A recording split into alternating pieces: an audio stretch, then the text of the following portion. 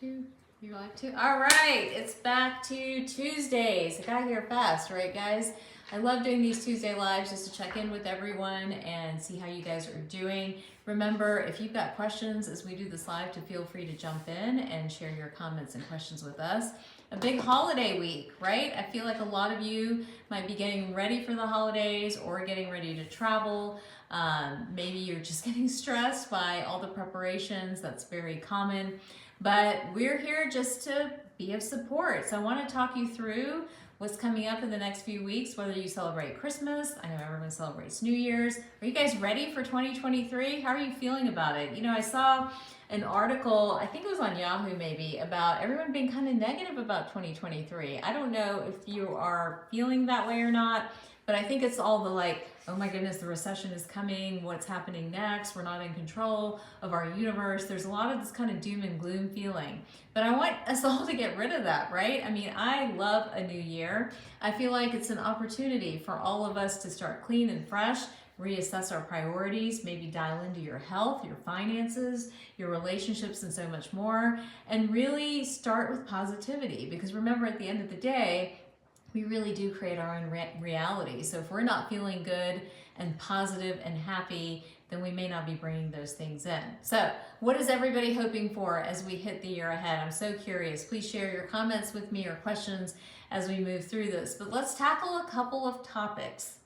Twitch talk, right? How many of you followed him before? I even followed him. I kid you not.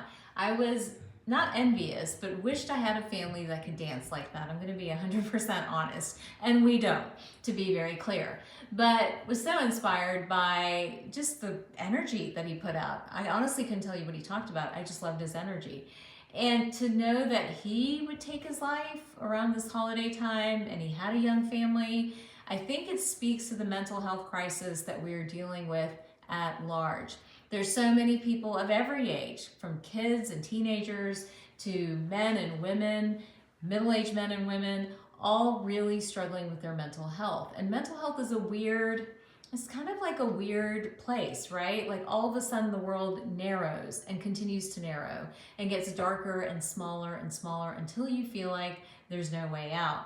And so what struck me is that if somebody who externally can exude this energy of positivity and encouragement and bringing joy to others, then what in the world, how are we all going to figure out when somebody we love is struggling or in trouble?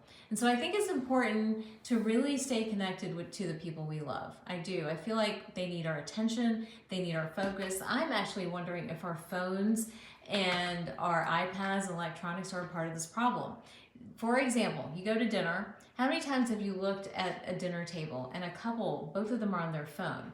Or a family and all four members are on their phone?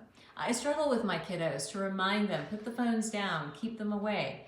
But again, that type of interaction doesn't allow for you to connect, to really connect with how somebody's feeling. Doesn't allow you to see their facial expression. I know when my husband's upset by this one simple breath that he takes. He breathes, he's this deep, you guys probably know what I'm talking about. He'll all of a sudden go like, and he knows it from me as well. I know something's wrong. But if I was on my phone the whole time and not clued in to what was happening, I would miss it. And in fact, I've been in that position when my daughter struggled with her own mental health. Super busy, 20 things going on at one time, but completely not clued in to how she was feeling and how she was slowly going downhill. Now, thankfully, everybody in my family is okay, but I hope, especially as we head into the holidays, that we are trying to be of support, trying to truly connect with the people we love. We're putting our devices away. We're taking them out to dinner, to lunch, for a cup of tea or coffee, or maybe just going for a walk in the neighborhood. But conversations matter, and they really help to clear kind of what might be going on with someone beneath the surface. Another issue I see come up over and over again before the holidays is, if you've lost somebody, I think that's really hard. I think the holidays are a really tough time, especially if this is the first year that you've lost somebody. And I see so many people suffer through that. They dread the holidays. It just kind of invokes all those feelings that you might have had for someone that you once loved or who might not be here anymore. This is the first year we are without my mother-in-law, and I definitely feel the absence. There is a change. It is different because remember, she lived with us. So loss becomes harder around the holidays. What are you supposed to do? Surround yourself again with people that you do love and over nurture yourself. Treat yourself like your own child, because at the end of the day, that over nurturing is what's going to help you get through this tough time. All right, so, I don't want to just talk about mental health around the holidays, and I want you guys to be able to reach out to me if any of you feel like you're suffering from a mental health issue, or if you want to come join me live and talk about your issue, then let us know. You can email me. It's hello@drtaz.com. That's DOCTORTAZ.com, and we'll reach out to you, and maybe you can share your story, especially if we can encourage others to get the help that they need as well. All right, the other big issue that approaches around the holiday season is getting sick. The triple-demic, they're calling it. RSV, the flu, COVID, a weird strain of strep that's out there. You guys following those headlines at all? I don't know if you are, or if you're not. Those of you who are parents know that the children's hospitals are bombarded. So we want to keep you healthy, and I want to play a part in that as well. So just a gentle reminder, whether you're staying home or you're headed out or you're traveling, remember to observe some of the things we've been talking about over time. Wash your hands, really up your levels of vitamin C and zinc. Start astragalus or elderberry. These are both immune supporters, and they really help to decrease viral loads. And really watch, and this is one that everyone's going to roll their eyes on, but really watch your consumption of sugar and try to maintain a healthy night's sleep.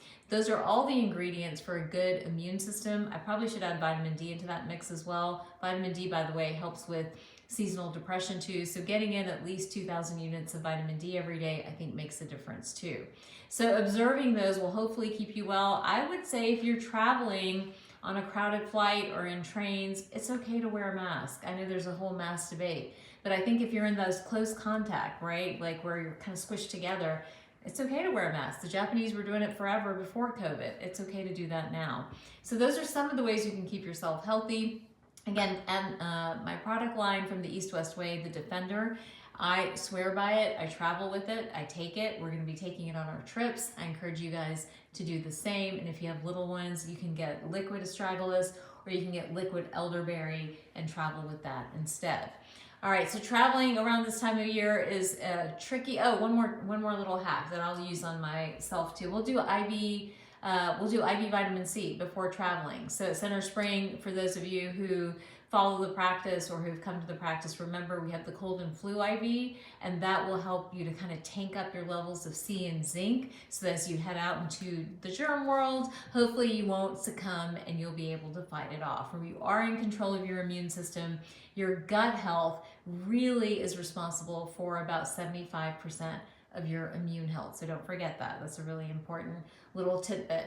Okay, I did want to talk about one other article and then we're going to take questions.